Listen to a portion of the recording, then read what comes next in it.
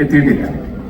അതോടൊപ്പം തന്നെ ഏതാണ്ട് 77% ആളുകളും സാമ്പത്തികമായി നിരക്ഷരരാണ്.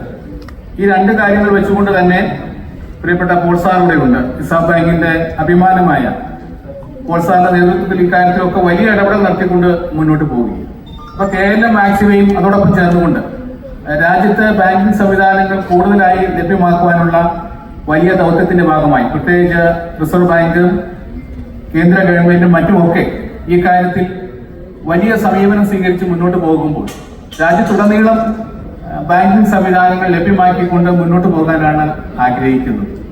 തീർച്ചയായും എല്ലാവരുടെയും വലിയ പിന്തുണയും വലിയ സഹകരണവും പ്രത്യേകമായി അഭ്യർത്ഥിക്കുന്നു. അതോടൊപ്പം തന്നെ വിദേശ രാജ്യങ്ങളിൽ കൂടി കേരള മാക്സിമയുടെ പ്രവർത്തനം വ്യാപിപ്പിക്കാനായിട്ട് നമ്മൾ ആഗ്രഹിക്കുന്നു. UK ഇപ്പോൾ തന്നെ നമുക്കറിയാം 25 ലക്ഷത്തോളം ഇന്ത്യക്കാർ വലിയ സേവനങ്ങൾ അവർ ആഗ്രഹിക്കുന്നു. പ്രത്യേകിച്ച്